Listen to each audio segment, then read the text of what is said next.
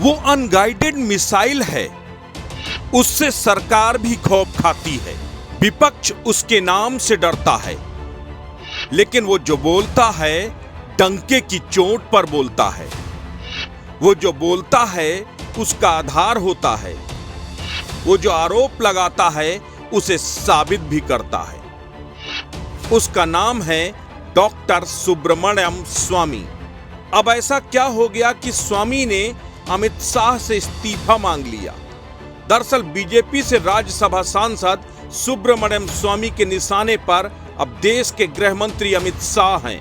वो अमित शाह जिनसे बीजेपी तो क्या विपक्ष भी खौफ खाता है, सीधे हमले से बचता है। लेकिन सुब्रमण्यम स्वामी न जाने किस मिट्टी के बने हैं कि बेबाक अंदाज में अमित शाह पर हमला कर रहे हैं। अमित शाह पर सुब्रमण्यम ने सीधा हमला बोलते हुए कहा कि चूंकि जम्मू कश्मीर में राष्ट्रपति शासन है और फिर भी हर दिन एक कश्मीरी हिंदू को गोली मारकर हत्या की जा रही है, इसलिए अमित शाह के इस्तीफे की मांग करना आवश्यक हो गया है। इसके बजाय उन्हें खेल मंत्रालय दिया जा सकता है, क्योंकि आजकल क्रिकेट में उनकी रुचि ज्यादा हो रही है। ये कोई पहला मौका नहीं है जब डॉक्टर सुब्रमण्यम स्वामी ने बीजेपी में रहते हुए अपनी ही सरकार को कटघरे पर खड़ा किया हो।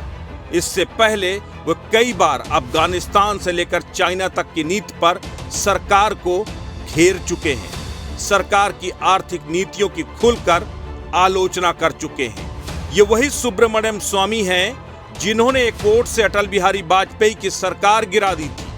ये वही स्वामी हैं जिसने सोनिया गांधी को कभी प्रधानमंत्री न बनने देने की शपथ खाई थी, सोनिया और राहुल को जेल भिजवाने की कसम खाई थी, और नेशनल हेराल्ड केस में अगर अदालत ने जमानत न स्वीकार की होती तो उनकी ये कसम भी पूरी हो गई होती। हाँ, सोनिया गांधी को कभी प्रधानमंत्री नहीं बनने दिया। ये वही सुब्रमण्यम स्वामी हैं जिनकी एक दलील ने राम मंदिर के फैसले को बदलने को मजबूर कर दिया था। सुब्रमण्यम स्वामी बीजेपी में रहकर भी कई बार मोदी सरकार की आर्थिक नीतियों की मुखालफत कर चुके हैं। हम आपको बताते हैं कि आखिर कौन है सुब्रमण्यम स्वामी। डॉक्टर सुब्रमण्यम स्वामी कानून के बहुत अच्छे ज्ञाता हैं। अर्थशास्त्र में उनकी अच्छी पकड़ है।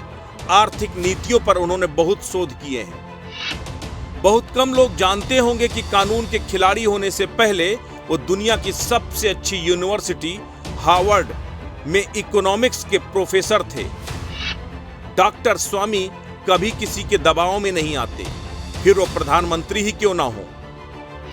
पूर्व प्रधानमंत्री अटल बिहारी वाजपेयी की सरकार एक वोट से गिराने वाले स्वामी ही थे। वर्तमान प्रधानमंत्री को भी वो समय समय पर अपने बयानों से असहज करते रहते हैं। हालिया ट्वीट में उन्होंने अमित शाह के गृह मंत्री के तौर पर पूरी तरह फेल होने के साथ साथ क्रिकेट में उनके बेटे जयसाय की वजह से कुछ ज्यादा ही इंटरेस्ट दिखाने पर न केवल निशाना साधा है, बल्कि सीधे तौर पर प्रधानमंत्री को चुनौती देते नजर आए हैं। क्योंकि सभी जानते हैं कि अमित शाह प्रधानमंत्री मोदी के लिए क्या हैसियत रखते हैं। लेकिन जिस तरह से सुब्रमण्यम स्वामी के सुर सरकार को लेकर बगावती हो रहे हैं, उससे सवाल उठने लगा है कि क्या स्वामी अटल बिहारी वाजपेयी का इतिहास दोहराने की कोशिश कर रहे हैं। असत्य न्यूज के लिए प्रवीण तिवारी की रिपोर्ट।